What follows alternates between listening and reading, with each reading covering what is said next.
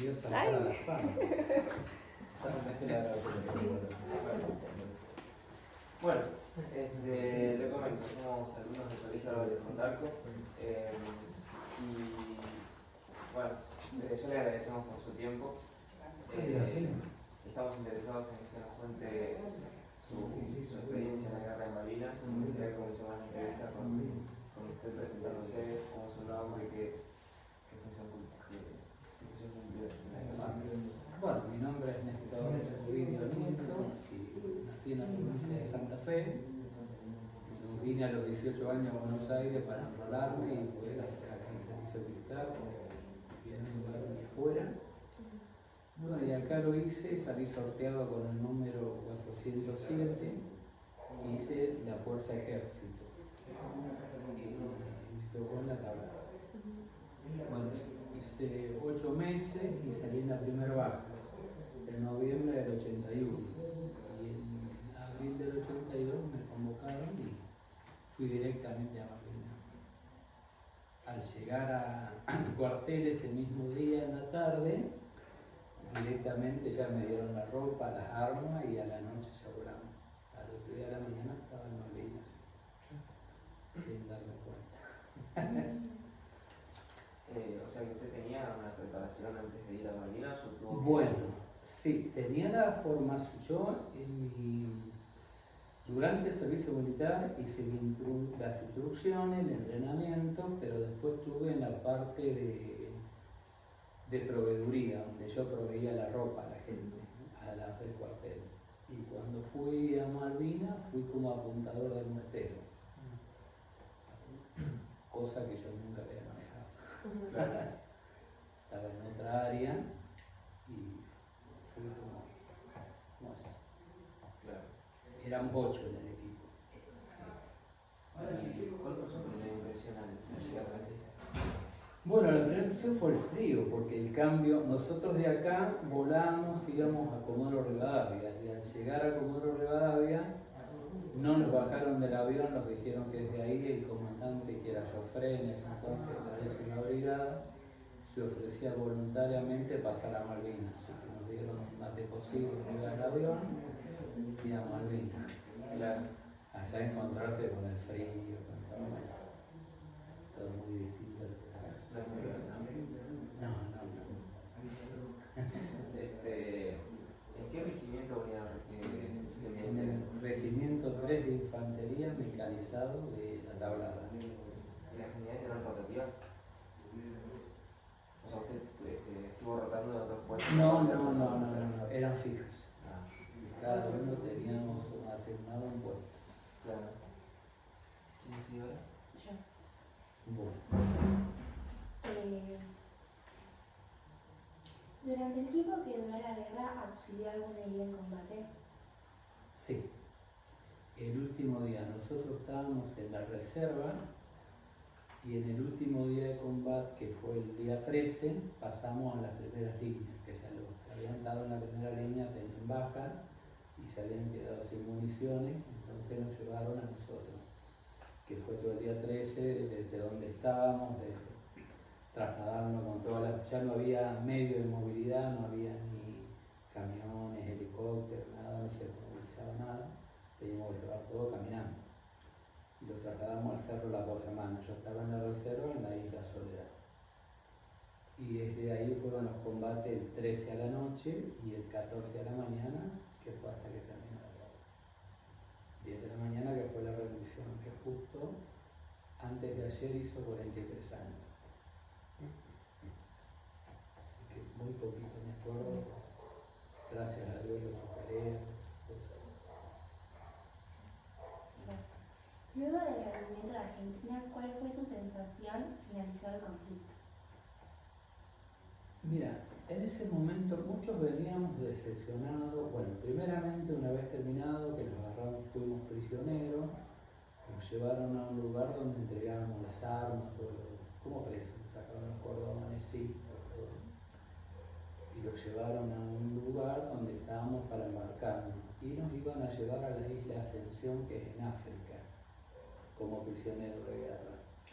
Y en la noche del 14 renuncia Galtieri anuncian que los van a traer acá a Puerto Argentino, que eran en Puerto Madryn. Nos trajeron ahí, desde ahí vinimos acá. Pero primeramente no veníamos acá y eso era triste porque nos habían dado el reglamento al prisionero, todo que me íbamos a estar. Fue triste eso, sí, pero pasó. Y bueno, y más triste fue que había grupos que ya no teníamos todos desintegrados, que muchos estaban heridos, que habían muerto, no veníamos juntos. Esas fueron mis preguntas. Ah. Gracias. ¿Podría describir la diferencia en preparación y en equipamiento entre las fuerzas argentinas y británicas? 100%. Nosotros teníamos como equipamiento lo básico. O sea, como te comenté al principio, les comenté, nosotros de acá íbamos a Puerto Madryn, así que el único abrigo que llevábamos era un duvet, una campera duvet. Si quieren después se las pongo. El único abrigo extra, si no usábamos la ropa que usaba cualquier soldado acá. Y en cuanto al armamento, bueno, yo no tenía entrenamiento de lo que era mortero, no había estado nunca, y llevaba una pistola 9 milímetros, parte del cañón del mortero que yo llevaba. Como había compañeros que no llevaban munición, las municiones las llevaban en el bolsillo, porque tampoco había cargadores. Era todo muy precario como estábamos nosotros. Y aparte de la utilización del mortero, ¿utilizó otro tipo de misiles, radar, otro tipo de tecnología avanzada? No. Solo el mortero, yo era apuntador de mortero, no tengo ninguna figura para mostrarte lo que era. El mortero se componía de una placa de fundición grande, ponele 50 por 50, que es de fierro, después unos brazos, que es donde sostenían el cañón del mortero, que yo era el apuntador, yo llevaba el cañón. Y todo eso cuando empezamos a tirar se lo rompió. Primero la placa base, se rompió el fierro de fundición. Después se rompió el brazo que le tenía. Entonces, al último lo apoyábamos en una roca y yo me ponía así de rodilla y ponía el mortero acá y tiraba. Otro muchacho, otro soldado ponía el misil ahí y tiraba.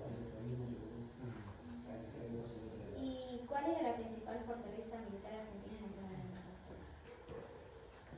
Y la fortaleza más fuerte siempre fueron ellos, los británicos.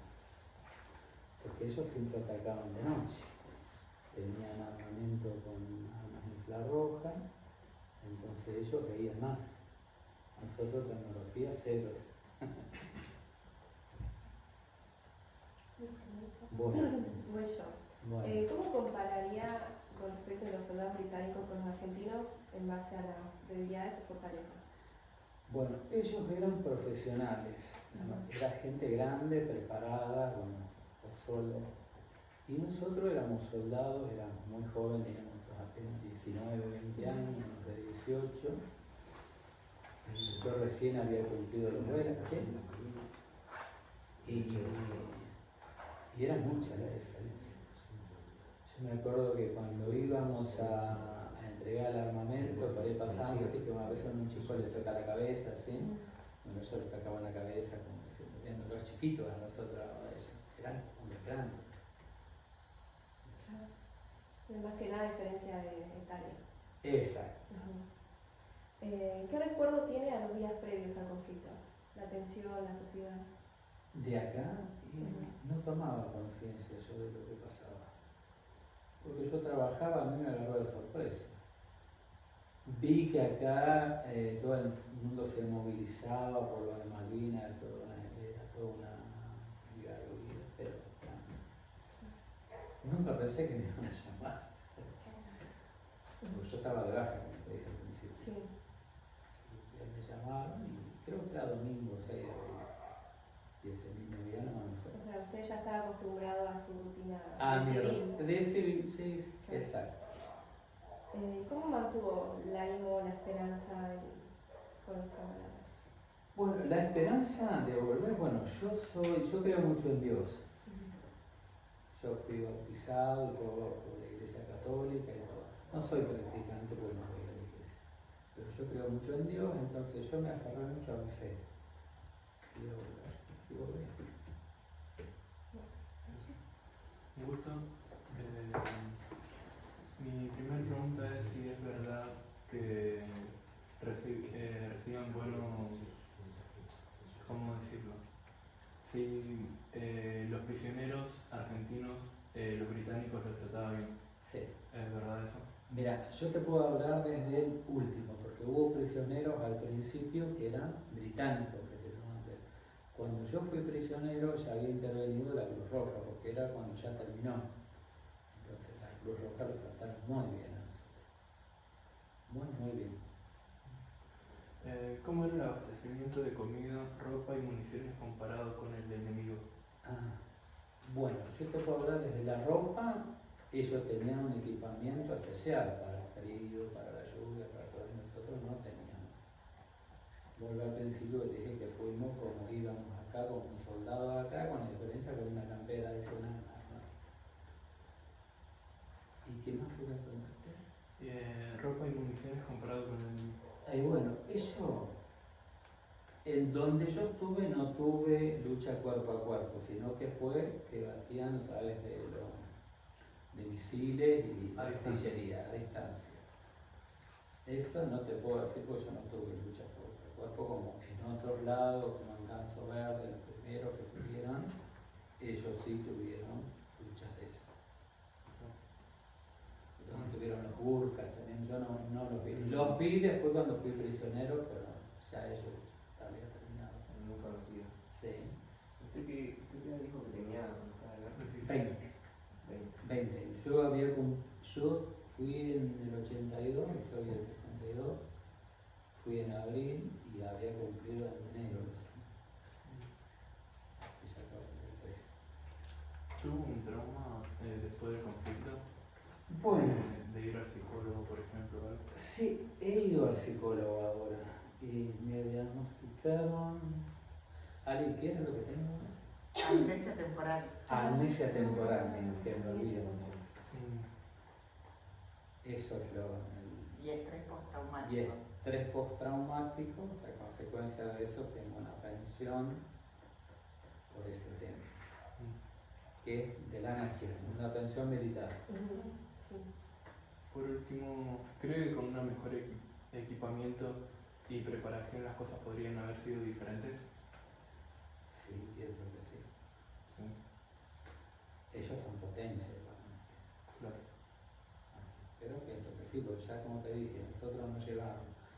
Yo iba de apuntador a un mortero que nunca había ni sabido cómo era. Y el equipamiento en ropa y todo eso, todo base a la comodidad y al confort para que puedan estar bien. Me preguntaste sobre la alimentación, Marini, no te contesté. La alimentación comíamos a las 6 de la mañana y a las 6 de la tarde. El día era largo. Viste, cuando hace frío no tiene más hambre. Pero claro, había más comida. Pero como se preveía que íbamos a estar más tiempo de los que tuvimos, entonces le iban administrando y le van dando de a poco. Que después, el último día, el día 14 de junio, que fue la rendición, nos llevaron a todos a un galpón donde había comida, latas de dulce, queso, las vianditas que mandaban con whisky, chocolate, gente de acá. Pero claro, nosotros no podíamos comer nada porque veníamos, que habían muerto compañeros. En mi caso, cuando volvíamos, a un compañero que lo mató un misil y lo cortó al medio, entonces lo alzamos, nosotros todos, el equipo nuestro, una manta que yo traía, un poncho que había puesto, lo pusimos arriba y lo acercamos más al pueblo, para dejarlo que no quede tirado porque estaba nevando. Entonces, bueno, y eso. No pudimos comer por eso, porque la carne humana tiene un olor muy fuerte cuando es quemada. Un olor muy fuerte y todo se los había quedado en las manos, así no podíamos agarrar nada. También quisiera saber si recibían las cartas de sus familiares o ustedes mandaban también. Sí, recibíamos al principio y nosotros mandábamos con los aviones que iban de acá, escribíamos y mandábamos cartas. Pero después al último ya no, porque ya no entraba, ya estaba todo bloqueado, ya no llegaban los aviones allá. el que llegaba tenía que ir a un vuelo rasante al mar, ¿viste? Entonces ya llevaba muy pocas cosas. ¿Cómo es su relación con los altos mandos? Mira, el vínculo mío, del mortero mío nos comunicábamos con era un teniente primero el que teníamos de la compañía y el capitán de la compañía nada más. Después los altos no teníamos contacto. Era sobre supervivencia. Y volviendo a lo de la comida, el tipo de comida supongo que es altamente calórica, ¿no? Para que sea llenador durante el día. ¿O Sí, generalmente era como un locro, un guiso, una cosa así caliente. Para que no estaba. Y a veces nosotros también buscábamos algo. Hay vaca, hay cordero, matamos a veces una vaca, un cordero, y usamos los cascos que son de acero adentro. Le sacamos la protección de adentro y lo de afuera y lo hacíamos en una olla y en eso cocinábamos la carne con la misma grasa, del cordero, de la vaca, lo que sea, y comíamos así. Se hacía largo el día. Bueno, nada, eso creo que fue Hay todo. otra pregunta. ¿Cómo Sí. fue su llegada? ¿Cómo lo trataron? Mi llegada fue buena porque nosotros veníamos para quedarnos en Campo de Mayo, los traían, tenerlos una semana, pero acá la gente acá no los dejaron. Los tuvieron 2 días en Campo de Mayo y los largaron, los llevaron a cada uno de los cuarteles y desde ahí los largaron. Que de hecho no había la comunicación que hay ahora. Yo vine solo de cuarteles porque no tenía cómo comunicarme con mis padres, nada, no había teléfono, en todas las casas no tenían teléfono y celular menos. Así que me vine solo del cuartel viajando, el colectivero me trajo, yo estaba en la Tablada, en la 338 que es la costera criolla que actualmente funciona, hasta Boulogne. Y de Boulogne me tomé el tren a Granburg y de Granburg me vine caminando a mi casa. Llegué a casa de sorpresa. ¿Cómo fue? Era así. Y a Campo de Mayo me fue a visitar mi mamá, mi papá. Mi papá era un hombre, como era antes, muy, qué sé yo, como nunca te demostraban el afecto, pero ese día vi que me quería. Corría, papá era gordito, papá corría y me abrazaba ahí. Fue todo lindo. Sí. Está bien, está bien. Bueno, nada, creo que es el cierre de la entrevista. Bueno.